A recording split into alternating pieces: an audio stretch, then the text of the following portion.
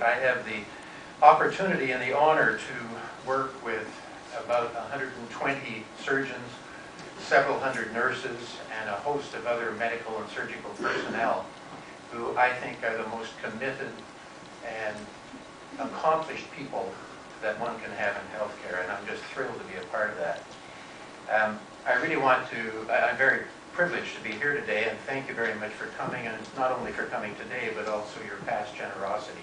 As you'll see, I hope, in the next little while, we rely on you and have relied on you in tremendous part for doing some of the things that we call innovative.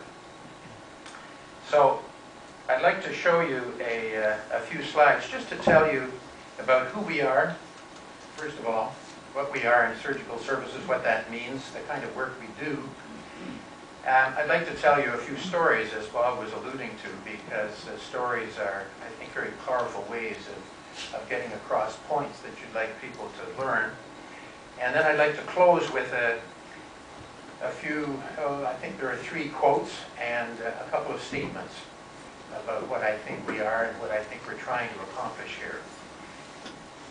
So if this all works, it'll be a miracle, because there's a fair amount of sound and light that you're going to see in the next little while, so we'll all keep our fingers crossed. First of all, have a look at what we are. We do have 40 operating rooms here at UHN, that's in all 3 hospitals, but we have 29 of them that are actively staffed. That is staffed with surgeons, nurses, and anesthesiologists.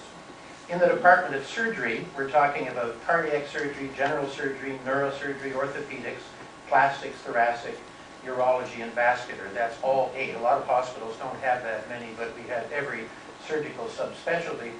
And in addition to that, we have the surgical services departments, which are closely related to the surgical department, and that is anesthesia, gynecologic oncology, ophthalmology, otolaryngology, and radiation oncology. There's no question that if big is important to you, we are the biggest surgical services group in the country. Now, combinations of these also promote hand surgery, which is a program that involves orthopedics and plastic surgery, spine program, which involves orthopedics, neurosurgery, transplant program, which involves a whole host of different departments, medical and surgical, and our surgical oncology program, which is the biggest in the country and really involves many of these divisions. As you can see here, we occupy almost 250 inpatient beds in the hospital, and the hospitals are somewhat different. At TGH, 90% of our cases are inpatient cases, and at TWH here, about 40% are inpatient cases, with many of the cases being outpatient day surgery. And TMH, somewhere in between, with inpatients staying only about a day for their kind of moderate-sized surgery. And here you can see just a little bit about the demographics. We do about 25,000 operations a year, and this is spread throughout the 3 sites. And here you see we spend about 65,000 hours doing it. So the average length of operation, you can see here, is about 2.5 hours, but at the general site, we tend to do slightly longer, more complex operations than here at the Western, even though in neurosurgery and spine surgery here at the Western, we do operations that may last 8, 12, and 14 hours. That may scare you, just as Bob's reference to getting your hip repaired 3 or 4 times scares you. And on the money scale, and this is the last money slide I'll show, because that's not why you're here, I'm sure. You can see here that we're a pretty big operation, about $80 million in surgical services.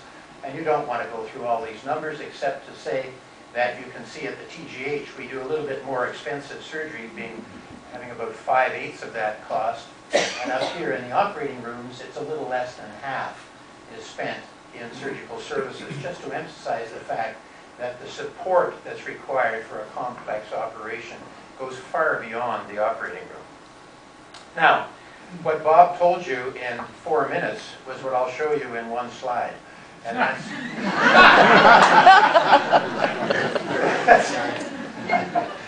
you see, it's one of the few chances I get. And what Bob was saying, I think, is well described. What is our practice here? In many ways, although we do some community surgery and what we call garden variety surgery or basic surgery, some of it here at the Western, because as you know, we are ensconced in an area in Toronto Toronto, where we're serving the population right around the hospital, we tend to be the bottom of the funnel. This is UHN down here, and that's for the transplant work, the cardiac work, surgical oncology, the neuroscience work that's done here, and so on. That has problems. It's great for us because as surgeons who really want to see the most interesting cases and help the most difficult patients, that is a very costly business. It's a very exciting business for us to be in, the opportunity of helping where others might not have been able to help. But it presents problems. It's certainly more difficult for teams. It's more difficult to educate students at a very junior level. And it's very difficult for Bob and his team to provide resources because it's very, very expensive to do this kind of work. Can I have a show of hands? How many people studied this book when they were in high school? Great. I'll tell you about that in a minute. The word innovation, we're talking about innovation today. And innovation, that's straight out of Webster's dictionary, and it's amazing that you can spell it. And it means something newly introduced, from the Latin innovare. B.C. Taylor happened to be my father, who wrote this book along with Ken Prentice. And unfortunately, this language and the book were dying before my father died. But it remains a prominent book in my library at home, as you can imagine.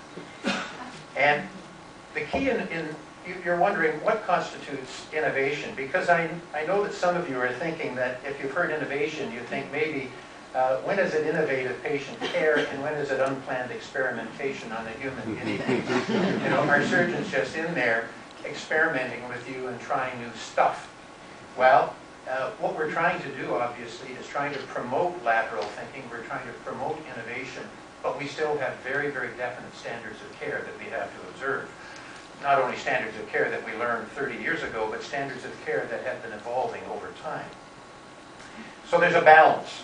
This is a slide I like because it shows the balance between what we're trying to do in innovation and yet observing the standards of care that we must observe every day for the sake of what Bob was mentioning, patient safety and responsibility and accountability to the patient. Now, I'm going to show you a couple of images just to make a couple of points.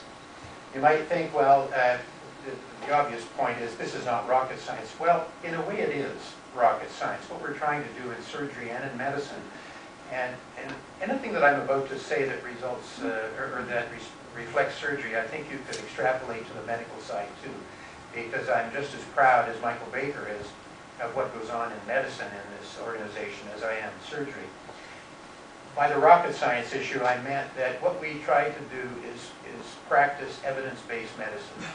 Nothing we do, we hope, is just on a hunch or what we learn. We have to base it on evidence that's been found scientifically. So in a way, there is some rocket science involved. In innovation, there's risk. And that's kind of a spooky shot there to show you that there is risk involved in everything that we do. Unfortunately, it's a risk that's taken by patients when we innovate. But nevertheless, it's also taken by healthcare workers because this is a very high-tension atmosphere that we work in. And we have to respect the fact that to go to work and to be successful at work and to stay happy at work, nurses and doctors have to have successes. So we can't be indiscriminate in the decisions we make. There is risk involved.